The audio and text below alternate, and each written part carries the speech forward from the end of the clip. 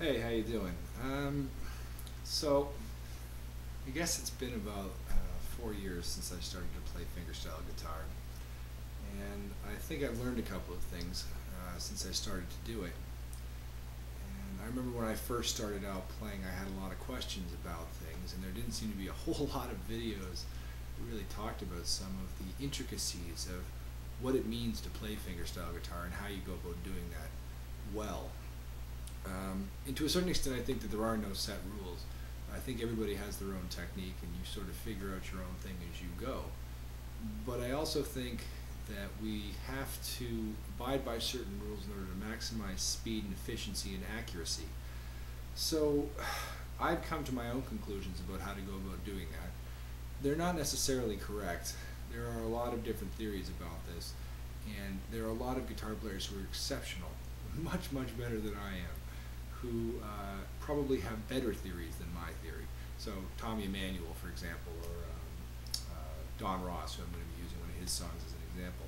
Those guys will have theories that are better than mine, but here are some ideas from me, and I suspect they'll help you, especially when you're starting out. You may abandon them later as you get better. So the first thing I want to talk to you about is fingernails and whether or not they're necessary. Fingernails are not a fun subject. Most people kind of, they don't want to grow their fingernails because they're ugly.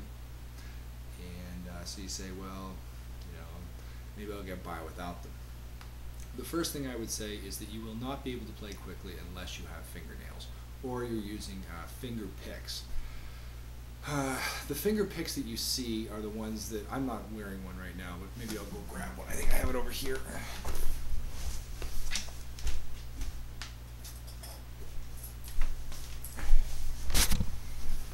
Here we are.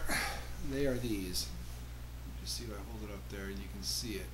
Yeah. These go on your fingers. You can use these. I've used them when I've broken nails before. And first up, they do not go on like this. That is not the proper way to wear a finger pick. They go on seemingly backwards, on the back of your finger, so on the opposite side of the nail. And the idea is when you hit a string, pull up, it gives a sound. Banjo players use these a lot, and they sound actually very unique. The trouble is they're flimsy, and it's hard to adjust them so that they fit properly. I find they hurt, cause your fingertips to go numb. It takes a long time to get used to them, and on top of it, when you play at someone's house, unless you remember to bring all your finger picks with you, you're sitting there going, well, I'm a great guitar player, except that I don't have my 4 finger picks that I need in order to be able to play. So the other solution is to grow your fingernails, because then you're always ready to play, which I think is important. Because if you don't have fingernails and you don't have finger picks, the long and the short of it is you're not going to be able to play as fast. You're not going to be able to play as clearly. You won't hear your notes as clearly. Every good guitar player out there has got long fingernails, so you're going to have to commit to doing that, or you're going to have to use finger picks. So how do you grow your fingernails? Well, some people just can't do it. Some people, they don't get the option. Their fingernails are too thin. As a consequence, they're constantly cracking. I've met a number of guys that have that problem. So you can actually have fake nails installed. You go to a nail store, the place where your wife goes, and you say, I want fake nails, and they put them on, and you tell them what the purpose is for, and you can actually have them put on. If you're lucky, like me, your nails are pretty strong, and you can just grow them out. I guess mine are about, I don't know, just a couple millimeters above the tip of the finger. You can grow them out like that, and they work beautifully, and as long as you don't crack them, they're great. There's no specific way that I grow my fingernails. I prefer a little bit of a line on the inside of the finger, so if you're looking at my finger backwards, the line kind of goes like this, just a little bit, so that it sort of takes some of the force out of the edge of the nail and causes them not to crack. The longer you grow them, the more you can dig in, but the less you get the tip of your finger in the sound. I like the tip of my finger, the meaty part of your finger in there as well. So when you have just nails, sometimes it sounds a little too pickish, I guess, is the only way I can describe it.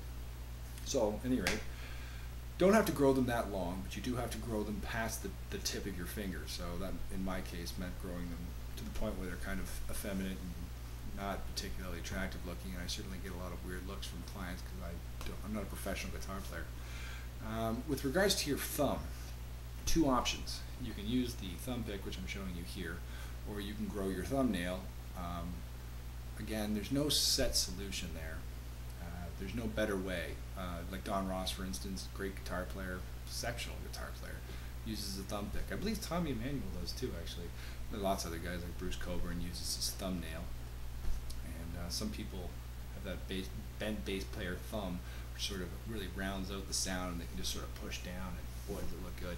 I don't have that because it's just, as I said in another video, not in my genes. So, what's the best solution? Depends on the person, but I gotta tell you, a thumb pick isn't a bad thing to have, and I actually keep one on my keychain so that if I ever run into a guitar and I want to play it, I can still sort of have my thumb pick around. No, in terms of what is the best thumb pick, I use a Zookies one, which is actually, if you can see there, see it's sort of angled a little bit. It just sort of straightens out the pick so that when you're pushing down, just sort of compensates for the fact that your thumb isn't quite square to the strings. But more important than that is having a thick finger pick, in my opinion. Some of the ones you can buy at stores, these cheap plastic things that just bend, garbage. You got to get a thick one. That's the way they work. So yeah, so if you're going to take it seriously, grow your fingernails. Certainly consider growing your thumbnail if you've got, especially if you have a job where your hands are going to get beaten up too much, or you're not going to have clients looking at your fingers on a regular basis. Like my job, I write a lot, so clients look at my hand thinking, "Ooh, I hired." Anyways, so that's fingernails. I'm going to do another video on finger technique, but I thought that might help some people because I had some questions about